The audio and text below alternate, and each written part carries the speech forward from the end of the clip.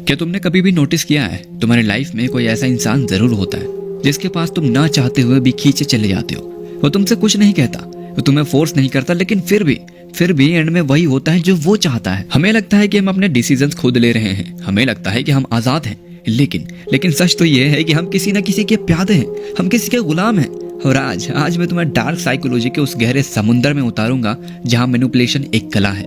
आज मैं तुम्हें कोई पुरानी कहानी नहीं सुनाऊंगा, आज मैं तुम्हें सिखाऊंगा the art of invisible control. कैसा एक इंसान बिना चिल्लाए बिना लड़ाई किए दूसरे इंसान के दिमाग को हैक कर सकता है। तो चलो बिना किसी टाइम वेस्ट के करते हैं वीडियो को शुरू। सबसे पहला रूल, अगर तुम्हें किसी को कंट्रोल करना है या किसी के दिमाग में अपनी जगह बनानी है तो तुम्हें एक ब्लैक होल बनना होगा। अच्छा सोचो एक नर्वल कन्वर्सेशन के बारे में। जब दो लोग मिलते हैं तो वो क्या करते हैं भाई? इंफॉर्मेशन ट्रेड करते हैं। जैसे कि मेरा नाम राहुल है, मैं इंजीनियर बनना चाहता हूँ। फिर दूसरा बंदा कहता है मेरा नाम विकास, मैं क्रिकेट पसंद करता हूँ, मुझे क्रिकेटर बनना है।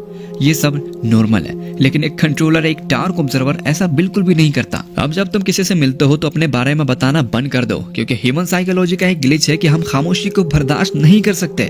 जब सामने वाला चुप हो जाता है तो हम नर्वस हो जाते हैं और उसी चुप्पी को भरने के लिए हम अपने सीक्रेट्स ही निकालने लगते हैं, उगलने लग जाते हैं। तो इसलिए खामोश रहना सीखो। और अब मैं तुम्हें एक बहुत ही इंपॉर्टेंट टास्क देता हूँ। मान के चलो आज संडे है, कल सोमवार होगा, ठीक है? तो तुम जाओगे स्कूल या फिर कॉलेज या फिर ऑफिस, ठीक है? एंड लोगों के बीच में बैठे हो तो तुम ट्राई करना, जब भी कोई तुमसे पूछे तुम्हारा वीकेंड कैसा गया था, तो बजाय पूरी कहानी सुनाने के बस इतना कहो इंटरेस्टिंग था, और फिर सीधा उनकी आंखों में देखो और उनसे पूछो तुम बताओ तुमने वो प्रोजेक्ट किया कि नहीं किया। अब तुम नोटिस करना वो एक वर्ड फील करने लगेगा, वो तुम्हें इंप्रेस करने की कोशिश करेगा, क्योंकि तुमने उन्हें कोई डाटा नहीं दिया लेकिन उनका डाटा ले लिया। और जिसके पास इंफॉर्मेशन होती है वही सबसे ज्यादा पावरफुल में होता है। लेकिन एक मिनट रुको, तुम जा कहाँ रहे हो? इन्फॉर्मेशन लेने के बाद उस इंसान के साथ क्या करना है? असली खेल तो वहां शुरू होता है दोस्त। अगला स्टेप तुम्हें ये सिखाएगा कि कैसे किसी को अपने होने की लत लगाई जाए।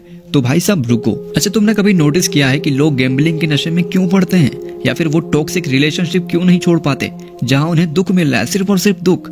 इसका सीधा साधा जवाब है अनप्रेडिक्टेबिलिटी। चलो हम एक एग्जांपल के तौर पर समझते हैं। मान के चलो अगर मैं तुम्हें रोज सुबह 9 बजे 100 रुपए दूं और एक हफ्ते के बाद तुम उसकी वैल्यू करना बंद कर दोगे और वो तुम्हारा हक बन जाएगा। लेकिन अगर मैं तुम्हें कभी 500 दूं, कभी कुछ ना दूं और कभी अचानक से 1000 दे दूं तो तुम्हारा दिमाग पागल हो जाएगा।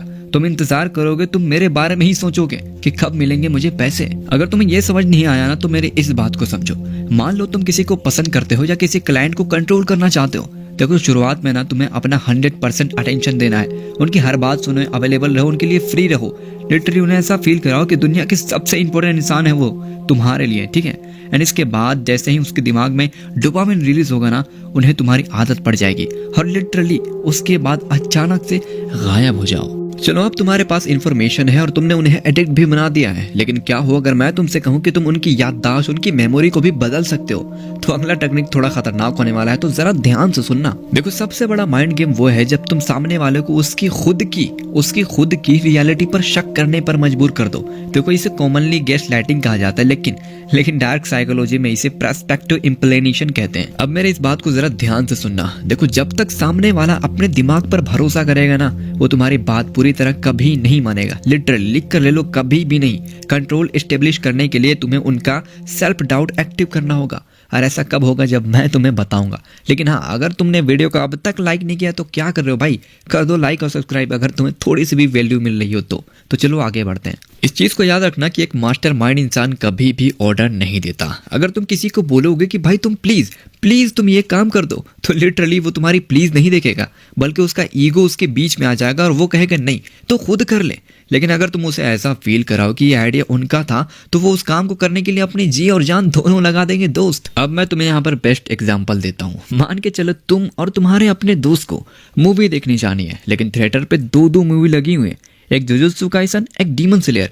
अब प्रॉब्लम यहाँ पर यह है ना कि तुम्हें पसंद है डीमन स्लेयर और तुम्हारे दोस्त को पसंद है जुजुत्सु काइसन। अब अगर तुम मुझसे ये कहोगे भाई तू प्लीज चलना डीमन स्लेयर देख लेते हैं, बहुत ही अच्छी मूवी है, तो ज्यादातर चांस ये है कि वो क्लियरली बोल देगा नहीं भाई मुझे नहीं देखना, ठीक है? इसके बजाय अगर तुम अपने दोस्त से ये कहते हो ना कि दोस्त देख हम जिस मूवी में जाना चाहते हैं ना, उस मूवी का रिव्यू बहुत ही ज़्यादा बेकार है। मतलब हर इंसान यही कह रहा है भाई कि जुजुत्सु काइसन अच्छा नहीं है, मेरा पैसा बर्बाद हो गया। मतलब हर इंसान यही कह रहा है। और दूसरी चीज़, यहाँ तक तो फिर भी ठीक है दोस्त, प्रॉब्लम यह है ना कि एसी भी ख़राब है। मतलब हम पैसे देंगे, एसी भी नहीं मिलेगी, गर्मी भी लगी और मूवी भी बेकार। मतलब चारों तरफ से हमारा पैसा बर्बाद होने वाला है। बाकी तेरी मर्जी है, देख ले, जिधर जाना हो जा सकते हैं। और बस तुम्हें बस इतना ही करना है। तुमने अपने बातों पर गौर किया, तुमने कहा कि तुम्हारी मर्जी है, लेकिन तुमने नेगेटिव फैक्ट भी जोड़ दिया। जैसे कि तुमने कह दिया कि एसी काम नहीं कर रहा, मूवी का रिव्यू बेकार है, और तुमने ये भी कह दिया ना कि पैसा बर्बाद हो जाएगा। बस तुम इन्हीं नेगेटिव फैक्ट का यूज़ करके उसके डिसीजन को गोली मार देते हो भाई। और वो जाहिर सी बात है, वो वही चूज़ करेगा जो तुम्हारी पसंद की मूवी थी, जैसे कि डीमन स्लेयर। मतलब दुनिया में ना 99% चीज़ें डर के वजह से खरीदी जाती हैं, बेची जाती हैं। तो तुम्हें भी इसी चीज़ का यूज़ करना है, इंसान को डराना है, और ऐसे डराओ कि जीत भी यूँ नहीं हो और उनको लगे कि कंट्रोल उनके हाथ में है। लेकिन कंट्रोल असल में तुम्हारे हाथ में ही होता है। बाकी आई होप तुम्हें वीडियो सही लगी हो तो लाइक सब्सक्राइब कर देना, एंड कमेंट में जो भी सवाल है पूछ सकते हो तुम।